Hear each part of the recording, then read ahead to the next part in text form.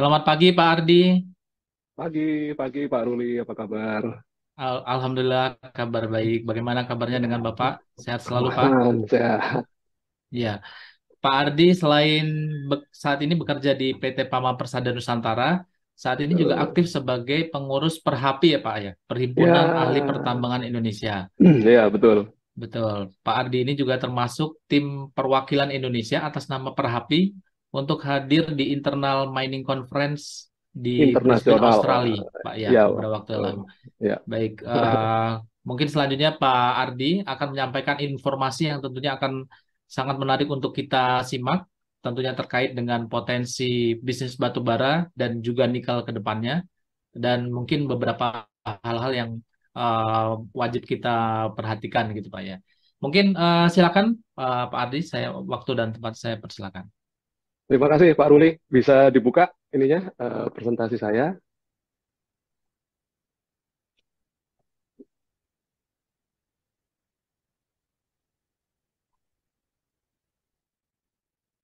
Ya, sudah tampak ya. Oke.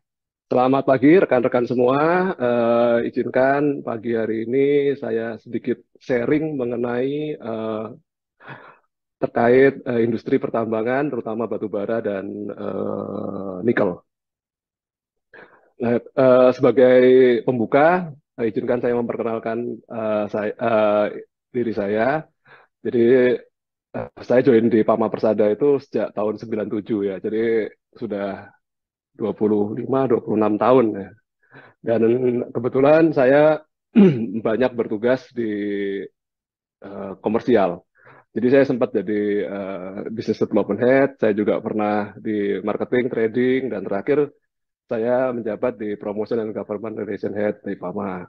Dan di samping itu, saya juga aktif di beberapa organisasi, antara lain Aspindo. Saya sebagai badan pengurus harian di bidang public relation.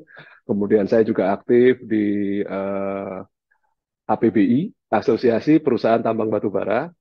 Saya aktif di bidang bagian dari Good Mining Practice Committee ya. Dan saya juga aktif di IMA. Dan terakhir saya juga terlibat sebagai pengurus di Perhimpunan Ahli Pertambangan Indonesia atau biasa disingkat sebagai Perhapi ya. Saya sebagai wakil ketua subbidang kajian inovasi teknologi dan teknologi.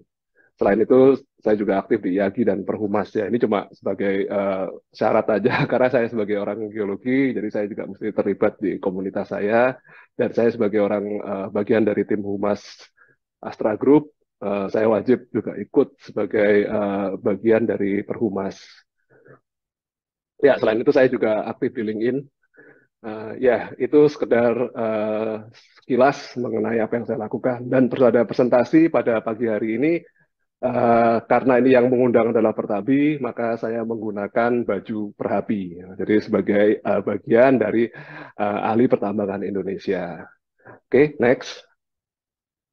Ya, kalau kita lihat, ya, ini ada satu peta dunia ya, di mana berapa sih kontribusi dari mining sektor terhadap negara-negara di dunia. Nah, kalau kita lihat Indonesia warnanya agak apa itu warna hijau ya, hijau toska atau apa gitu ya.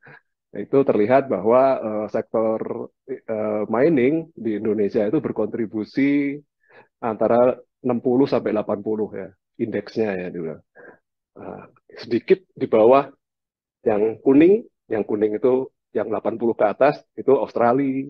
Terus yang negara di atas yang besar itu adalah Rusia ya. Sorry, ini Cina. Sorry, Rusia, benar Rusia.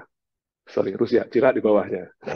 Ya, jadi kita termasuk salah satu negara yang memiliki sektor kontribusi industri tambang cukup besar di dunia. Oke, next. Nah, kalau kita lihat masuk ke Indonesia, kita memiliki potensi sumber daya sumber daya bahan tambang dan mineral yang cukup besar. Ya, Ini penyebarannya teman-teman mungkin udah banyak yang tahu. Kalau batu bara pasti banyak di Sumatera dan Kalimantan gitu ya. Kalimantan bagian timur, selatan, utara, tengah gitu ya. Kalau nikel ya di daerah Sulawesi Tenggara gitu kan, sekitaran itu sampai Sulawesi bagian selatan, terus kemudian di Halmahera, Obi, sekitaran Maluku, kemudian ada tembaga emas itu di Papua, di seputaran Sumbawa gitu kan, dekat area-area di atasnya Pulau Timor gitu kan. Dan kalau timah pasti di daerah Bangka Belitung. Oke, next. Nah, kalau kita lihat lagi lebih detail, reserve-nya, Indonesia itu memiliki reserve nikel terbesar di dunia. Produksinya juga terbesar di dunia. Boksit kita itu nomor 8, reserve-nya nomor 5. Copper nomor 10, produksinya juga nomor 10. Gold nomor 5, kemudian tin nomor 2, coal reserve-nya nomor 6. Tapi produksinya sebenarnya bukan produksi, lebih tepat di nomor 1, tapi ekspornya nomor 1. Oke, kemudian kobalt. Kobalt itu kita produsen nomor 2. Risetnya sebenarnya ikut risetnya nikel karena kobalt yang dihasilkan oleh Indonesia adalah produk samping dari nikel. Oke, next. Nah, ini tadi kita lihat potensi cadangan potensi dari mineral-mineral itu dibandingkan dengan dunia. Nah, kalau kita lihat dari cadangannya, kita di sini bisa lihat masing-masing komoditas ini dengan bahasa umur cadangan ya, biar lebih mudah dipahami gitu ya.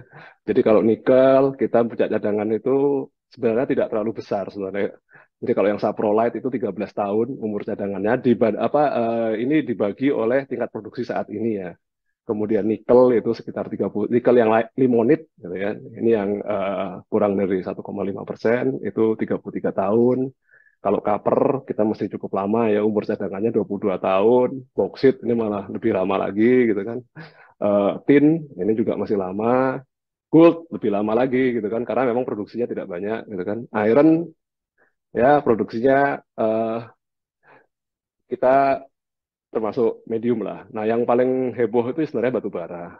Batu bara core reserve kita bisa 60 tahun, tapi 60 tahun ini hanya kalau kita gunakan dengan volume yang saat ini diproduksi.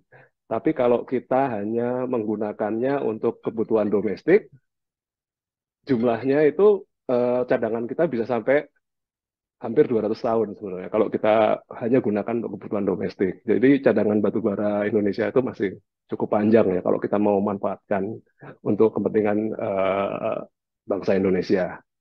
Oke, next. Nah, ini sekedar gambaran gitu ya. Yang grafik yang sebelah kiri itu menunjukkan indeks dari eh, kenaikan produksi, kira-kira begitu. Jadi bukan tingkat produksinya, tapi eh, indeks kenaikan produksinya. Nah, yang paling warna paling kuning itu, yang paling lonjak tinggi itu adalah komoditas nikel. Jadi kalau kita lihat nikel itu eh, tingkat produksinya naiknya cukup pesat dari tahun 2015 sampai ini datanya sampai 2021 ya. Jadi dari tahun 2015 ke 2021 itu ya itu berapa kali lipat itu naiknya itu ke apa ya di atas 10 ya. Mungkin anggaplah 10 dari 100 ke arah 1000 sekian. Jadi ya hampir 10 kali lipat naiknya dari tahun 2000 itu. Batu bara ya naik tapi tidak signifikan seperti nikel. Dan kalau kita lihat dari peringkat investasi berdasarkan sektor dari tahun 2021, 2022 sampai 2023, jadi 2,5 tahun terakhir ya, itu sektor pertambangan masih menempati eh, posisi atas lah untuk investasi. Yang PMA itu kita nomor 2, yang PMDN itu nomor 3. Jadi sektor pertambangan merupakan sektor yang cukup menarik di Indonesia ya karena tadi fakta bahwa kita mempunyai kekayaan alam bahan tambang yang cukup melimpah. Oke, next. Nah, ini kalau kita lihat sedikit lebih detail mengenai industri pertambangan di Indonesia, sebenarnya industri pertambangan di Indonesia itu bisa dikatakan heavily regulated. sangat diatur oleh pemerintah. Kenapa diatur? Karena sebenarnya sesuai dengan amanah Undang-Undang Dasar kita, pasal 33, komoditas tambang itu sebenarnya milik negara. Jadi pasal 33 gitu ya, kalau teman-teman baca gitu kan, bahwa kekayaan yang ada di dalam tanah ini dan di bawahnya itu adalah milik negara dan digunakan sebesar-besarnya untuk kepentingan bangsa kita. Jadi itu yang menjadi dasar landasan kenapa segala hal terkait dengan sektor industri pertambangan itu diatur oleh regulasi. Cukup ketat ininya regulasinya, sangat banyak gitu kan, sampai eh, tingkat produksinya pun kita harus mendapatkan persetujuan melalui mekanisme RKAB gitu kan. Jadi ada rencana kerja anggaran belanja. Jadi setiap pemegang konsesi harus mengajukan itu gitu, supaya di approve tingkat produksinya mau berapa, jualannya berapa. Nah, itu kan ada reviewnya nanti, performance sebelumnya seperti apa, terus ke depan mau gimana. Di samping itu, khusus untuk komoditas mineral harus dilakukan proses pemurnian dan pengolahan dalam negeri atau istilahnya sekarang hilirisasi ya. Ya ini sekedar yang bagian tengah hanya sekedar gambaran mengenai policy dari kebijakan hilirisasi mineral. Nah, yang sebelah paling kanan yang kita lihat, coba ada ini hanya sekedar bentuk perizinannya ya. Jadi bentuk perizinan usaha pertambangan di Indonesia.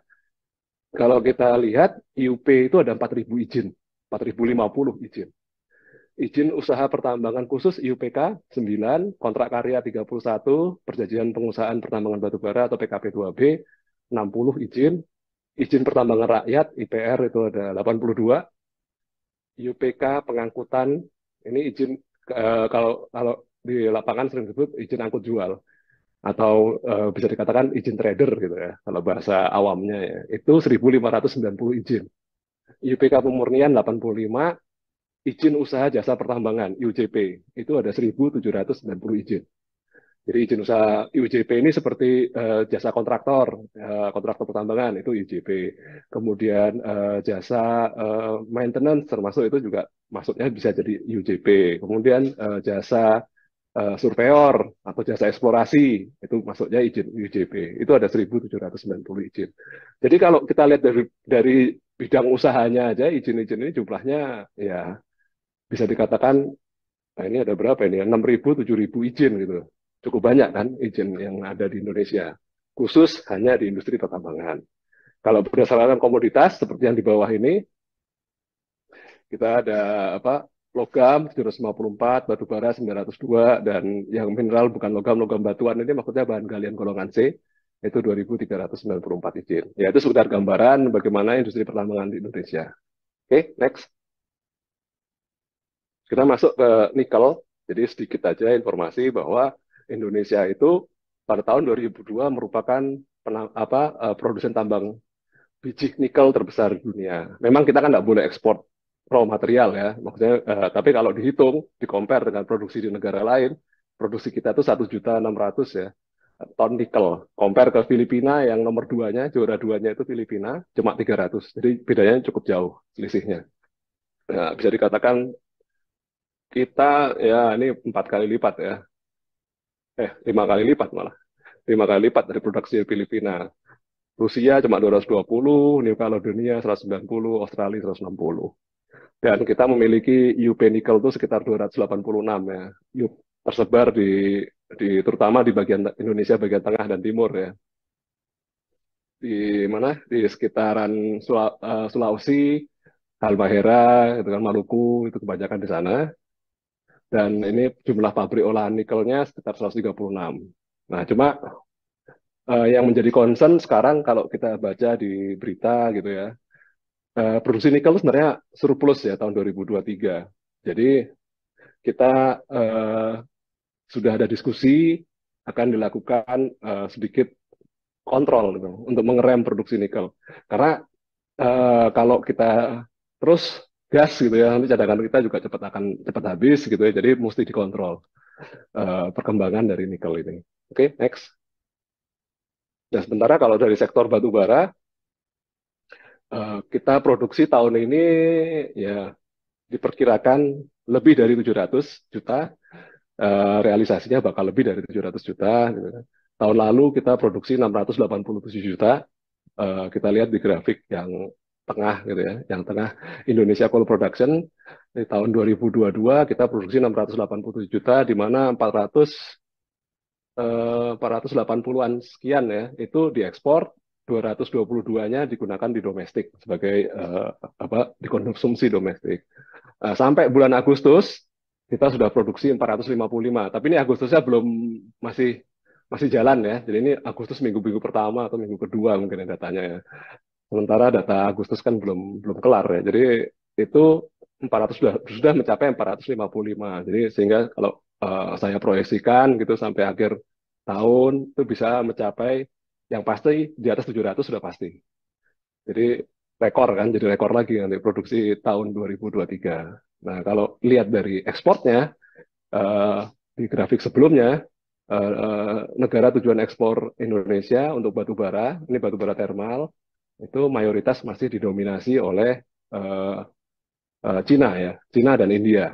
Cina, India, dan JKT. JKT itu negara-negara di Asia Timur, Jepang, Korea, Taiwan. Jadi biasa disingkat kalau di industri batubara JKT, kemudian ASEAN, dan sisanya yang lain. Jadi kita lihat dominasi tujuannya adalah Cina, India, dan JKT. JKT trennya makin menurun, cuma Cina dan India ini yang kejar-kejaran. Nah, kalau kita lihat dari seaborne coal supply, seaborne ini adalah batu bara yang diperdagangkan ya, yang dia diperdagangkan antar negara gitu ya. Disebut seaborne karena biasanya yang diperdagangkan itu batu bara itu pasti lewat laut ya, sebagai sarananya ya lewat kapal gitu. Jadi disebut istilahnya seaborne thermal coal supply. Nah, khusus thermal. Nah, ini yang diperdagangkan kita lihat yang warna merah Indonesia mendominasi ya sebagai eksportir batu bara thermal nomor satu di dunia, diikuti oleh Australia. Australia cuma sekitar levelnya sekitar 200-an juta. Nah, cuma Australia ini di sisi lain dia juga supply batu bara met coal, metallurgical coal yang volumenya juga sekitar 200-an juta. Sedangkan Indonesia di met coal tidak ada. Tapi kalau di jumlah dua-duanya Indonesia tetap masih menang gitu, jumlah ekspornya.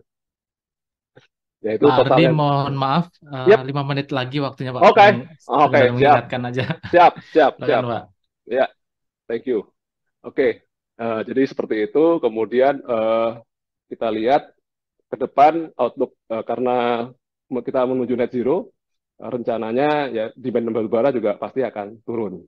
Yang di grafik paling kanan dari 1 miliaran jadi 500, jadi diskonnya 50%. Oke, next. Saya coba cepat. Ini adalah perkembangan harga. Harga tahun 2022 melonjak ya, baik nikel maupun batu bara sama. Nah, ini mendorong industri industri tambang semua menaikkan intensitas produksinya ya. Oke, next. Nah, kita kan dunia udah sepakat ya kita menuju net zero. Jadi dengan adanya net zero ini pasti ada hal-hal yang akan terjadi ke depan.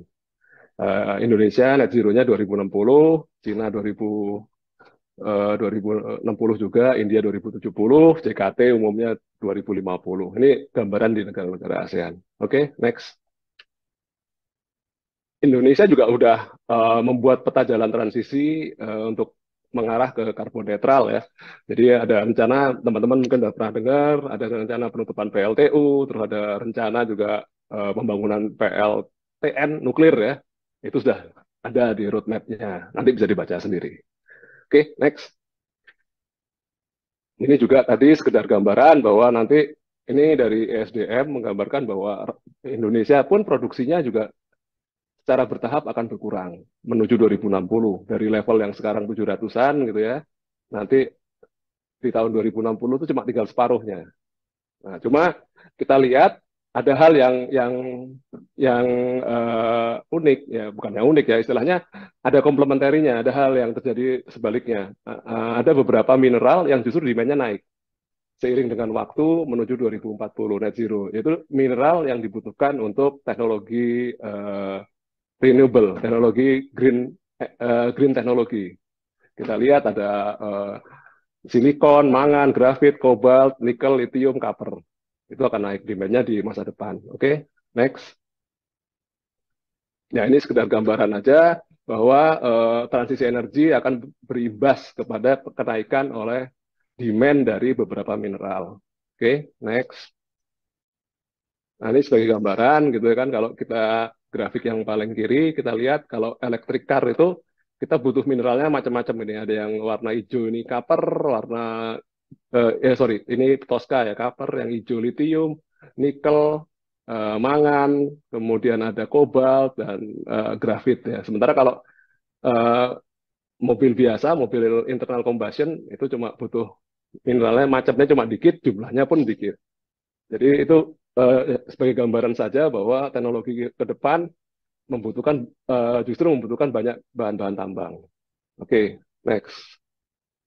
Nah, tapi kita lihat apa sih tantangannya untuk industri tambang di tahun 2003 dan ke depan ya. Ini ada survei dari Ernst Young, dia survei beberapa apa ratusan, saya nggak tahu ratusan ya, CEO tambang ya, leader para industri tambang, apa faktor apa yang paling berpengaruh.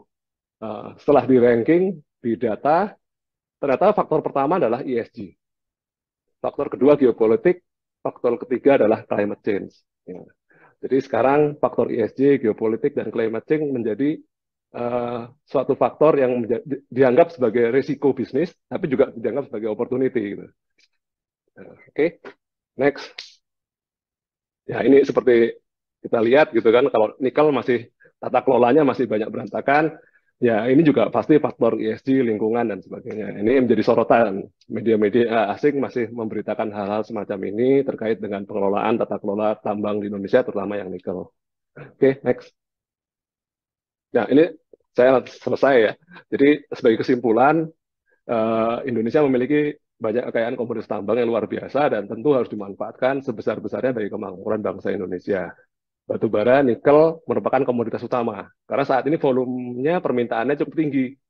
Dalam beberapa tahun ke depan permintaannya masih cukup tinggi.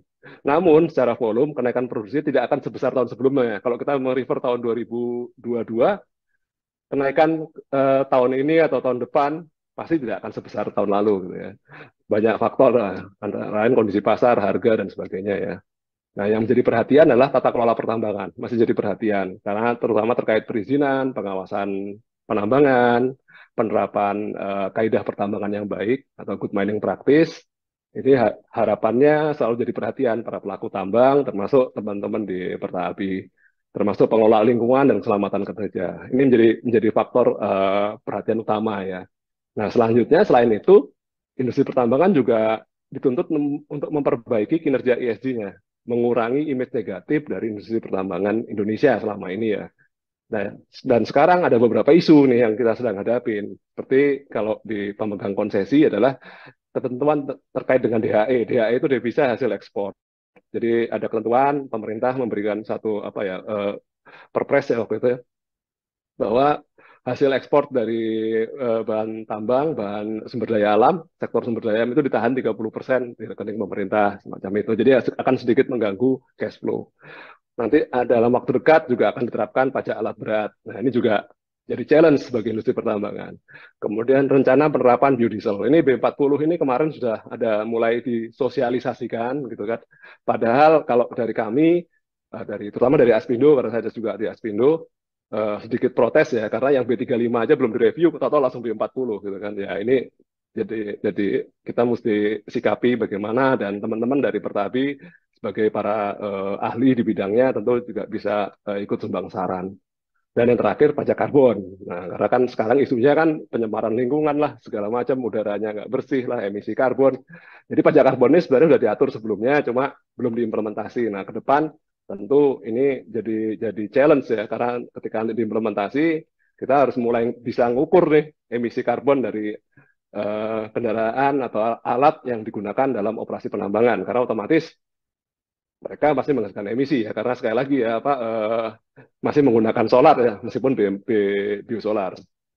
Jadi ini sekedar penutup bahwa ini adalah kontingen Perhapi. Waktu itu kita menghadiri World Mining Congress di Brisbane bersama teman-teman dari Perhapi, ada ketua Perhapinya Pak Rizal Kasri gitu kan. Di situ temanya Resourcing Tomorrow, Creating Value for Society. Temanya cukup bagus, jadi kita sekarang dunia itu masih membutuhkan industri tambang lah prinsipnya, karena apa, untuk mencapai lingkungan yang lebih baik di net zero nanti. Tapi kita juga mesti memperbaiki tata kelolanya. Itu saja dari saya. Terima kasih. Saya kembalikan ke Pak Ruli. Baik, terima kasih Pak Ardi untuk materi yang disampaikan. Ya. Ini juga saya sambil mencatat banyak banget catatannya Pak. Karena sebenarnya kayaknya waktunya juga harusnya bisa kita lebih lama lagi nih. Ya, Karena materinya ya, menarik sekali untuk melihat ya, ya, bagaimana laju produksi kita untuk nikel dan batu bara. ya, Dan ada ya, banyak catatan juga sih yang saya ini. ya. Ya, mungkin kita langsung langsung ke Silakan, Q&A, Pak. silakan Pak, silakan. Ya, yang pertama ini ada pertanyaan dari Pak Ketua kita, Pak Rohman. Wah, Jadi, menurut penerawangan Pak Ardi, kira-kira sampai sejauh mana kesiapan SDM kita dalam bersaing untuk running bisnis pertambangan mineral dan batu bara ini, terkait dengan penguasaan operasional penambangan secara best practice melalui penggunaan piranti teknologi serta operasional yang efisien bila dibandingkan dengan kontraktor pertambangan di dunia. Nah, ini visioner memang Pak Ketua kita. Silakan Pak. ya, ya. Jadi ada pengalaman menarik ya ketika kami menghadiri World Mining Congress di Brisbane ya. Jadi pada saat itu kami juga eh, kebetulan mengadakan acara ya. Kami bertemu dengan para diaspora orang Indonesia yang bekerja di sektor industri pertambangan di yang apa waktu, karena dia di Brisbane ya. Jadi kita mengumpulkan teman-teman yang ada di Brisbane yang bekerja di sektor pertambangan di Australia. Itu yang menarik adalah ternyata jumlahnya banyak banget gitu. Jadi itu fakta yang cukup menarik gitu. Jadi bahwa sebenarnya sektor apa, tenaga kerja, sumber daya manusia sektor pertambangan, terutama yang engineer nih, terutama yang engineer, karena yang ini kan, karena ini kita ngomongnya per HP ya. Jadi banyaknya engineer, engineer yang main planning lah, yang quality control lah. Itu banyak sekali orang Indonesia yang bekerja di Australia gitu. Karena di sana juga ternyata ada shortage tenaga. Ada beberapa perguruan tinggi yang sudah mulai menutup jurusan pertambangan. Karena pertambangan itu image-nya kalau di barat adalah ya mencemari lingkungan lah, nggak ini, nggak apa, nggak akrab dengan ESG gitu ya. Jadi kadang-kadang karena image itu orang jadi males untuk masuk ke sekolah-sekolah yang berbau pertambangan gitu. Jadi justru di Indonesia sebaliknya gitu kan, kita perguruan tinggi yang memiliki jurusan pertambangan, geologi itu cukup banyak, baik negeri ataupun swasta saat ini. Jadi justru mereka banyak ngambil dari mulai banyak ngambil dari tenaga ahli dari Indonesia. Jadi sebenarnya tenaga ahli di sektor pertambangan orang Indonesia pun tidak kalah dengan orang asing. Yang membedakan adalah kemampuan berbahasa, itu udah pasti biasa kalau teman-teman yang masih baru lulus gitu kan, kemampuan berbahasa. Kemudian kalau masalah adaptasi terhadap teknologi, saya rasa kalau zaman sekarang generasi milenial, Gen Z gitu kan, Gen Y gitu, mereka gampang lah cepat beradaptasi dengan teknologi, karena teknologi pertambangan itu kan tidak canggih-canggih amat sebenarnya kan, cuma apa, interface-nya aja yang canggih gitu. Jadi sekarang misalnya kita pakai teknologi 5G ya untuk apa, controlling fleet management gitu kan, ada pakai ini, pakai GPS base, pakai AI, artificial intelligence, itu kan cuma interface-nya aja, tapi ilmunya sebenarnya masih basic ilmu pertambangan. Jadi alat-alat tambang pun, alat berat pun masih sifatnya konvensional nih, sifatnya masih internal combustion. Yang membedakan adalah sekali lagi interface-nya aja. Sekarang kalau dulu masih full manual ya, sekarang tampilannya udah apa ya, udah digital semua gitu kan. Ya, ketika cek engine juga langsung download data digital gitu kan. Jadi lebih ke arah penguasaan teknologi yang mungkin menjadi challenge ya, karena ilmu basicnya sebenarnya nggak berubah. Sama inputnya ini kadang-kadang kalau alat berat gitu kan, inputnya adalah kayak solar, pelumas, ya solarnya aja. Jadi sekarang Indonesia ini juara nih sebenarnya. Kalau ngomong biosolar termasuk juara. Di dunia itu tidak ada satupun negara yang menggunakan biosolar lebih dari B20. Itu kita bisa klaim. Jadi itu kadang-kadang kita ingin protes. Kok di dunia yang produsen alat juga bisanya cuma sampai B20 gitu. Tapi di Indonesia digas terus sampai B35, B40, bahkan mau rencananya B100. Ya, kita bukan menolak dalam artian ya ini tolong direview dulu pelan-pelan apa aja sih yang mesti kita siapkan, ngakalinya gimana. Nah, orang Indonesia pintar tuh yang begitu-begitu, tapi kan kita butuh waktu nah, untuk mempelajari dan meningkatkan kapasitas kita. Itu aja sih, Mas. Baik, terima kasih Pak Ardi.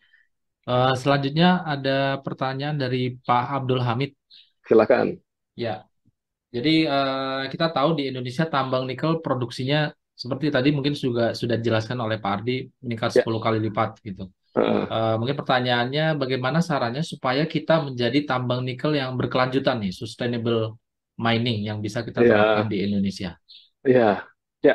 Memang untuk sustainable mining itu ada tahapannya ya. Kalau di apa di sebenarnya pemerintah kita sudah melakukan pengawasan tuh. Cuma pengawasannya itu belum menyeluruh. Jadi Kementerian ESDM, Direktorat Jenderal Minerba, Mineral dan Batubara itu ada satu fungsi yang namanya Inspektur Tambang. Nah, Inspektur Tambang ini sayangnya jumlahnya masih belum banyak. Gitu. Jumlahnya cuma kalau yang di Jakarta mungkin seingat saya cuma seratusan gitu ya. Tapi juga ada Inspektur Tambang yang dulu adalah bagian dari Dinas Pertambangan di daerah. Nah, tugas mereka adalah harusnya mengevaluasi penerapan good mining practice. Nah, good mining practice itu ada istilahnya kaidah pertambangan yang baik ya. Itu sifatnya teknis sebenarnya. Jadi bagaimana cara menambang, bagaimana cara menambang yang baik dan tidak merusak lingkungan. Itu ada caranya, ada teknisnya gitu ya. Harusnya itu diawasin. Tapi karena jumlahnya terbatas pengawasnya, eh, sekarang kita miss. Ya tadi kita lihat kan bahwa jumlah konsesi aja udah 5.000, 6.000, perizinannya aja bisa sampai 7.000. Yang IUP-nya aja 4.000 gitu kan. Jadi jumlahnya cukup banyak. Ngawasinya nggak bisa semua tempat bisa diawasin dalam waktu yang sama gitu ya. Jadi penerapan good mining practice itu harus dilakukan dahulu. Itu ada regulasinya. Jadi kita sebenarnya tinggal ikutin regulasi itu. Kalau itu sudah dilakukan, baru kita bertahap comply dengan ESG-nya. Karena dalam good mining practice itu bukan hanya faktor teknis, tapi juga ada faktor lingkungan. Gimana kita menjaga lingkungan, gimana supaya air dari yang ditambang itu, biasanya kalau air tambang itu kan sifatnya asam ya, itu bisa dikelola dengan baik sehingga ketika dirilis ke mana ke air ke channel-channel air yang dipakai oleh masyarakat itu harus sudah jernih dan tidak sifatnya tidak asam dan tidak beracun lah istilahnya begitu. Itu ada tata kelolanya di situ. Kalau itu sudah kita bisa kelola, baru kita coba penuhi faktor-faktor yang terkait dengan pengelolaan ESG. Nah, ESG itu ada ilmunya lagi kan, ada ada ada ininya, ada matriksnya lagi, bahkan ada standarnya lagi. Standarnya udah mainnya internasional. Cuma di Indonesia mungkin untuk industri tambang belum mengarah ke sana ya, belum mengarah ke ESG index. Istilahnya ESG index kita belum mengarah ke sana. Cuma yang penting sekarang kita coba enforce pengelolaan tambang sesuai dengan kaidah pertambangan yang baik. Itu yang pertama yang sebenarnya yang harus kita lakukan. Dan itu membutuhkan usaha bersama. Jadi kalau nggak diawasi juga kitanya juga harus apa ya mengencourage diri kita untuk mengikuti kaidah itu meskipun tidak diawasin kan harusnya begitu kan pengawasan itu kan hanya faktor ini ya faktor kontrol ya tapi harusnya semua pelaku industri pertambangan harus taat dan melakukan kaidah pertambangan yang baik di dalamnya juga termasuk ada SMKP ya sistem manajemen keselamatan dan lingkungan ya itu juga kita harus ikutin kira-kira gitu. Baik, terima kasih Pak Ardi. Ya, Mungkin satu pertanyaan terakhir Pak ya. silakan Eh, silakan Mungkin nanti buat untuk peserta yang lain pertanyaan akan kami tampung dan kita akan jawab via email. boleh Terakhir ini dari Pak Tri Pak. ya. Menurut Pak Ardi dengan cadangan batu bara yang ada saat ini lebih baik digunakan untuk dalam negeri atau domestik atau ekspor dalam kurung dalam perspektif bisnis dan nasionalisme di masa depan. Wah, ini juga luar biasa pertanyaannya ini dari Pak Tri ini. Silakan Pak Ardi. Kalau dalam jangka pendek, sebenarnya sih kita ekspor nggak ada masalah ya. Tapi tentu wajib dikontrol ininya apa volumenya ya. Kalau sekarang kita ekspor apa total produksi Indonesia 700, ya harusnya jangan naik lagi ke level 800 karena 700 itu udah cukup besar ya produksi Indonesia 700 itu. Sekarang di level tertinggi sepanjang sejarah ya 700 itu. Nah, itu dalam konteks jangka pendek. Kenapa saya bilang jangka pendek? Karena kan menuju 2050 dunia kan sepakat 2050 net zero. Jadi sebelum 2050 pasti demand batu bara untuk internasional itu pasti akan berkurang. Karena kan negara-negara pengguna ini juga pasti akan ngerem penggunaannya, bukan ngerem produksi, karena produksi kan kita. Nah, setelah ngerem produksinya, otomatis secara bertahap demand batu bara ekspor Indonesia pasti juga mengikuti penurunan itu. Tapi ini kita ngomong konteksnya bisa dikatakan 20 tahun ya, karena sekarang tahun 2023, kalau ngomong 2050 ya dalam konteks periode 20 tahun. 20 tahun itu bisa dikatakan bukan jangka menengah ya, tapi malah jangka panjang sebenarnya kalau 20 tahun gitu kan. Jadi kalau saya boleh ngomong, kalau 5 tahun ke depan sih masih aman, tapi kalau dalam konteks lebih dari 5 tahun ke depan ya kita mesti hati-hati karena demand-nya pasti akan mulai berkurang gitu ya, sesuai dengan tren ini. Kalau untuk penggunaan domestik, sebenarnya sih nggak ada masalah ya bagi saya ya. Kenapa? Karena batu bara saat ini merupakan sumber energi paling murah ya. Yang jadi masalah adalah eh, hasil pembakarannya menghasilkan emisi karbon dan pencemaran. Nah, ini yang menjadi isu saat ini. Cuma dengan teknologi yang baru, biasanya teknologi yang baru itu disebut ultra super critical ya, udah ultra super critical ya. Jadi itu teknologi yang terkini, emisinya bisa berkurang jauh daripada yang konvensional. Teknologi juga macam-macam ya, teknologi untuk PLTU batu bara. Nah, yang harusnya yang mulai pemerintah kan sekarang di koran-koran sudah disebutkan bahwa pemerintah rencana akan memulai mempensiunkan batu bara. Nah, yang dimaksud oleh pemerintah adalah mempensiunkan yang pembangkit-pembangkit yang masih menggunakan teknologi yang lama. Kalau teknologi yang lebih baru, emisinya tidak sebesar yang lama. Nah, ini yang mesti kita jaga supaya batu bara juga bisa kita manfaatkan. Karena kalau enggak, sayang juga. Karena cadangan kita kalau ngomong dipakai domestik aja bisa sampai hampir 200 tahun. Nggak habis-habis. Kira-kira gitu. Baik, terima kasih Pak Ardi. Ya, Mungkin sebelum kita closing sesinya dengan Pak Ardi, nah, ada ini sih dari saya sih Pak, pengen tahu waduh. aja. Silakan, silakan, Pertanyaan, Mas. nggak apa, pertanyaan mudah aja Mas. International Mining Conference kapan lagi tuh Pak, kira-kira dan di mana Mereka ada dilakukan pelaksananya? 4 tahun lagi, dia per 4 tahun. Per 4 tahun. Ya itu nanti penyelenggaraannya di Amerika Selatan ya, saya lupa di negaranya, Kolombia ya, Kolombia atau Hmm. jadi jauh banget. Ya, ya. Ya mungkin nanti teman-teman juga yang Ya, berminat udah bisa booking silakan. schedule dari